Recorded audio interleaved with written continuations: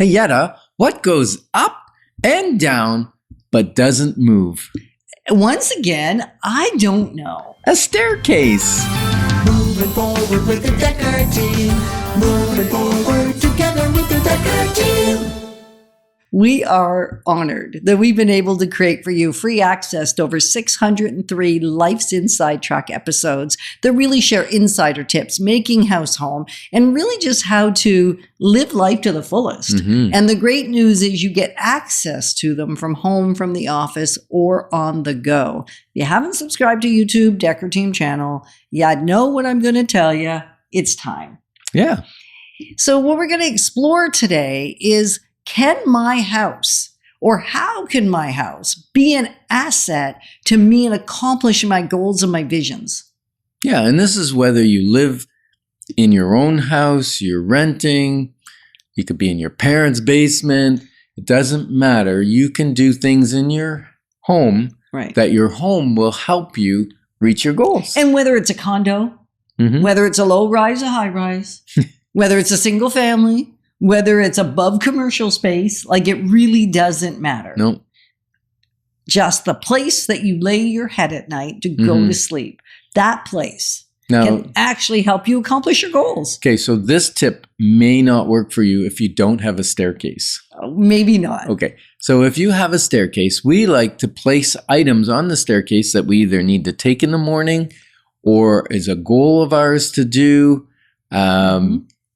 One of the things we put sometimes is a gift there because we want to remember to give that gift to somebody. Right, because it's a goal. So when we talk vision, we talk goals. Sometimes it's the big grandiose vision, and sometimes it's the smaller elements inside a vision. So one of our visions is to be generous. And when we see something that suits somebody that we know, and not necessarily just around birthdays or holidays or events where it's expected that you buy a gift, I actually find those really hard because it's like I have to perform. Yeah, you would rather give for the sake of giving, not because it's expected. I find it hard. And if I buy something and I want to save it till that holiday, because I'm thinking, I just found yesterday a calendar from a year ago that I bought to give somebody. And didn't give it? No, it's kind of useless. It's kind of useless? There's like 2 weeks left in it? Yeah. Or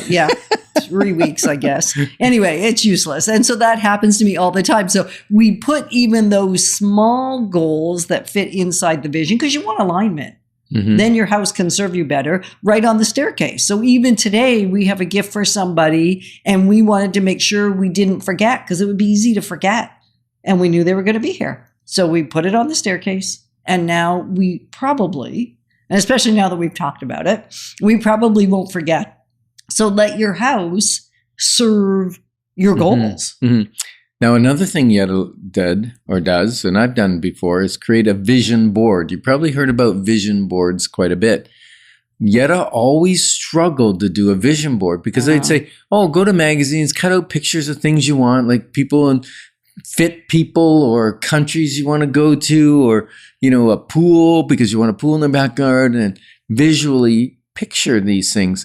And Yetta always struggled. And when I looked at her vision board, it was interesting because it was full of words. She would cut out of the magazine words. And for her, she doesn't see visions in pictures. She sees words. I have a sense of what I want it to look like, but I actually found the pictures in the magazines distracting, off-putting, annoying.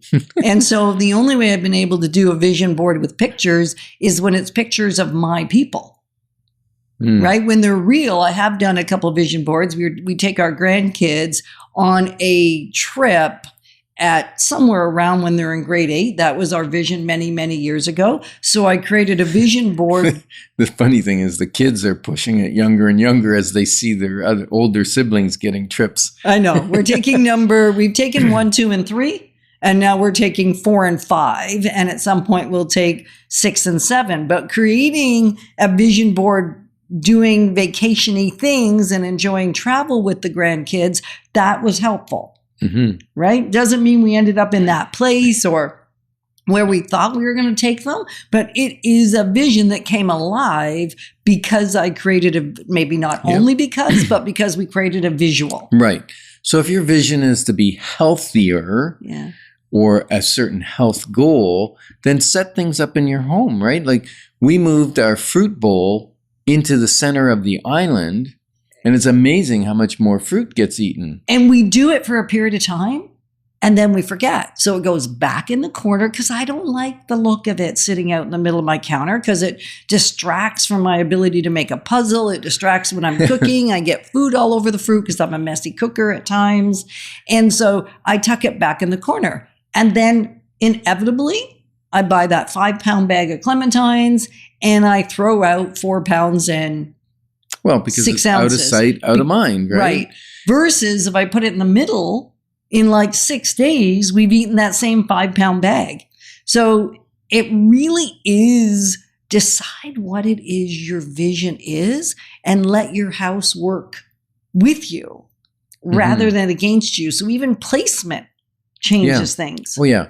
And, sometimes we've said, if you want cookies or sweets, don't buy them. Because if you buy them and they're in the house, you're going to eat them. But we've learned a little life hack for that.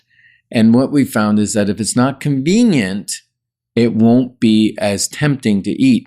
So at Christmas time, we had some cookies. Christmas time a year ago, right? Right. And Yetta decided, I really don't want to eat all these cookies. So even though I really like them. So you put them in the freezer. I did.